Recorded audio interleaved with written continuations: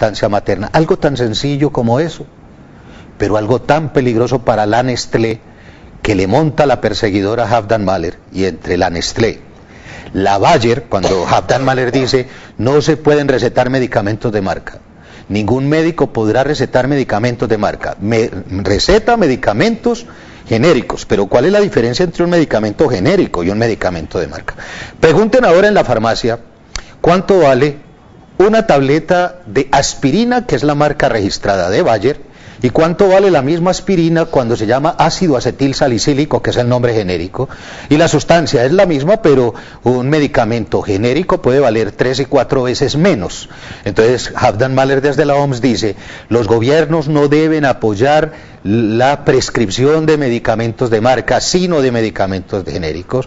Entonces ya Halfdan Mahler tiene dos enemigos muy poderosos, que son la Nestlé y la Bayer, y como tienen tanto apoyo en Estados Unidos le retira todo el apoyo a la OMS y sacan a Halfdan Mahler, ¿cierto? De ahí para adelante los directores de la OMS han sido propuestos por los grupos económicos, y particularmente los últimos dos directores de la OMS y la actual directora sintonizan tanto. La doctora anterior, la doctora Gro Harlem Brundtland, y la doctora Chan ahora defienden los intereses de la empresa privada y del sector privado y de las grandes farmacéuticas. Ustedes se imaginan que estos organismos son organismos que están en el núcleo del poder y son también influenciados por grupos económicos.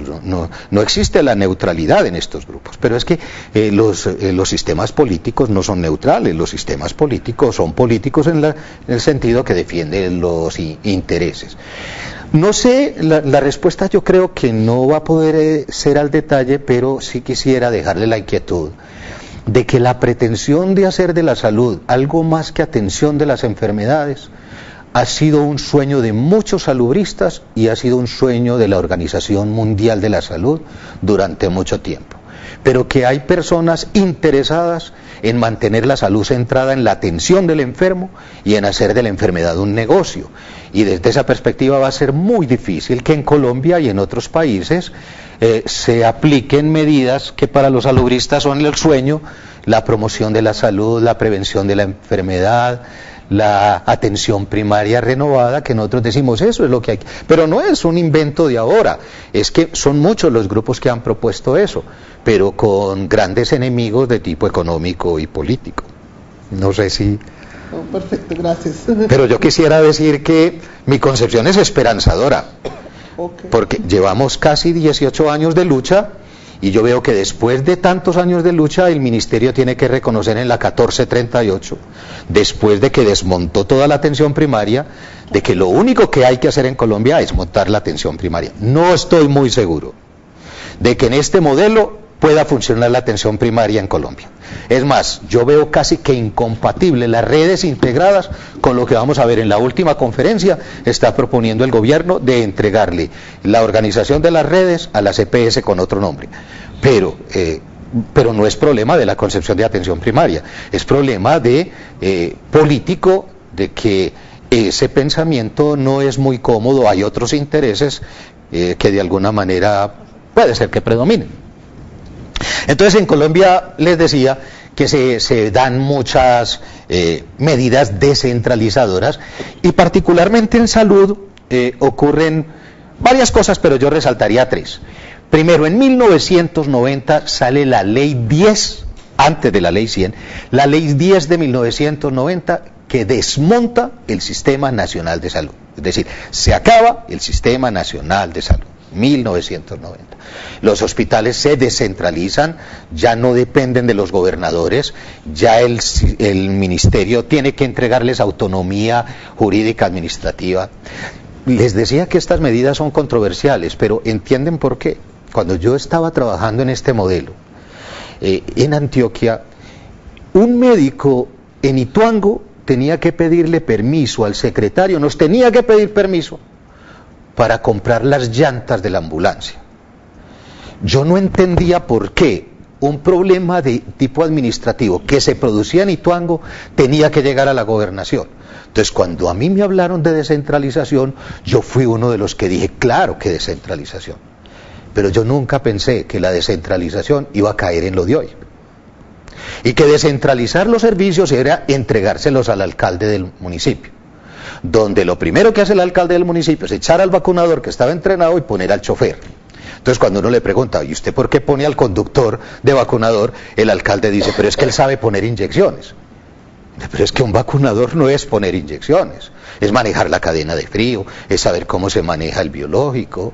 Ven que a veces esto hay que mirarlo con guante de seda, porque uno piensa que la medida va a ser automáticamente buena y no necesariamente resulta como uno la estaba pensando. Bueno.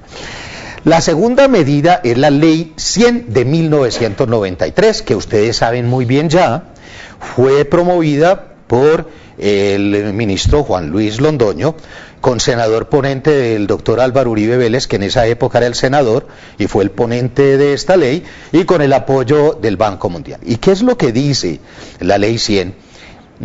Lo que dice la Ley 100 es que se reorganiza el sistema de salud en Colombia con una participación activa del sector privado. Entonces, grandes cosas de la Ley 100 para que veamos en principio. Que haya más dinero para salud. Entonces ahora les mostraré cómo aumenta mucho el dinero en salud. Y nunca habíamos tenido tanta plata como a raíz de la Ley 100. Segundo, ese dinero ya no lo va a manejar el Estado. Ese dinero lo manejan unas organizaciones del sector privado que se denominan entidades promotoras de salud. A mí me parece hasta muy simpático cómo la gente las llama empresas promotoras de salud, cuando esa fue una discusión con Juan Luis en esa época, y Juan Luis llegó a la concepción de que no las podía llamar empresas, la ley las llama entidades, porque ya le estábamos advirtiendo a Juan Luis, vea, ¿sabe qué va a pasar con eso?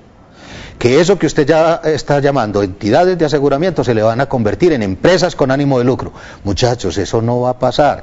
Las empresas se van a preocupar por el aseguramiento del riesgo, porque de eso depende su economía y de eso depende sus ganancias. Pues muy bien, se le entregó a unas administradoras del aseguramiento las cotizaciones de la población, más otros recursos que venían para la población que no podía pagar su cotización. Entonces miren lo que va a pasar con el dinero.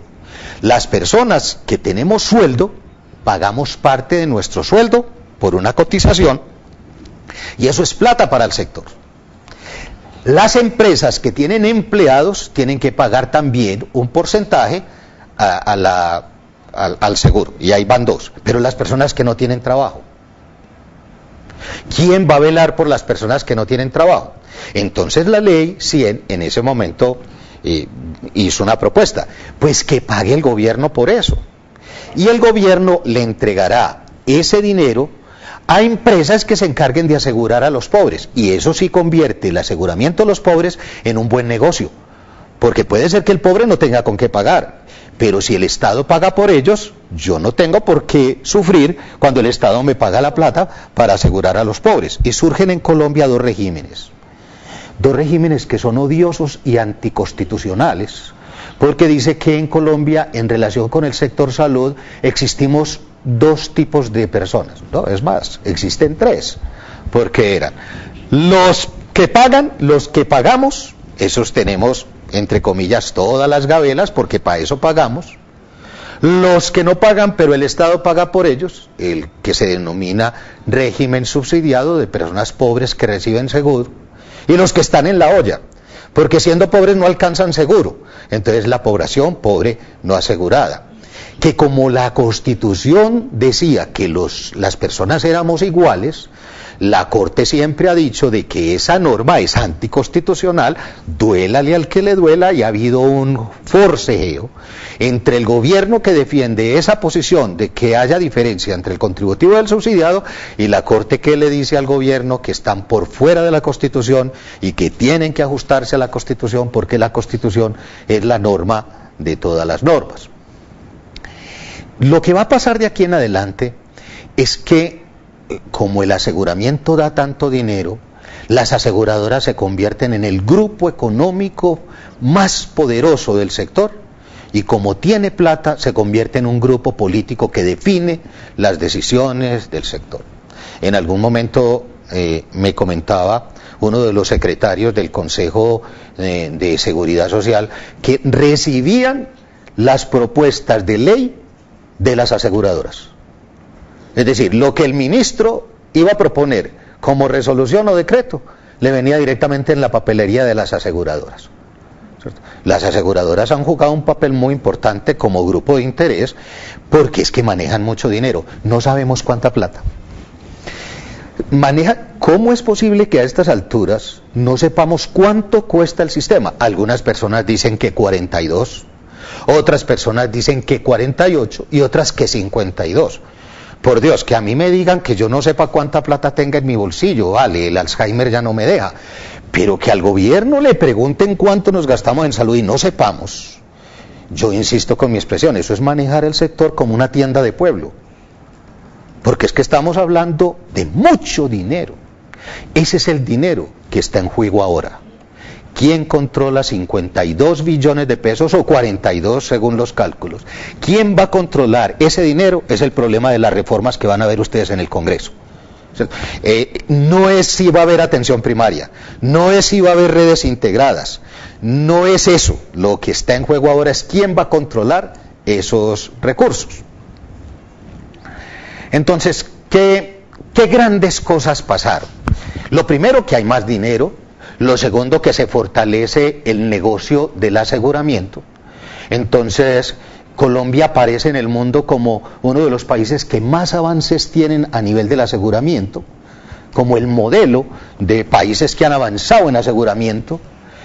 Se fragmentan las estructuras, los servicios, ya no tenemos una red única, ya cada aseguradora tiene su propia red y su propio hospital.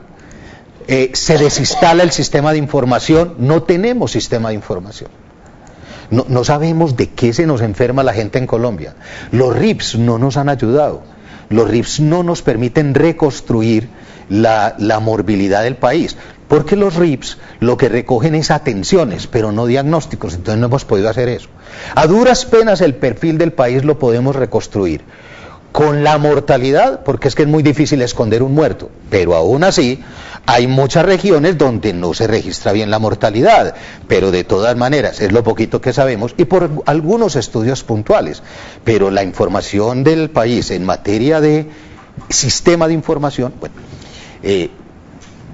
debo hacer aquí una observación que me llenó de esperanza y yo tengo un gran aprecio, me escucharán hacerle críticas a la política del ministerio, pero me escucharán también reivindicar el papel de unos funcionarios del ministerio que se la están jugando todas por hacer mejoras en un entorno muy adverso. Yo no sé hasta dónde ellos podrán sacar adelante sus iniciativas, pero yo veo un esfuerzo muy grande en el ministerio por reorganizar el sistema de información, por reorganizar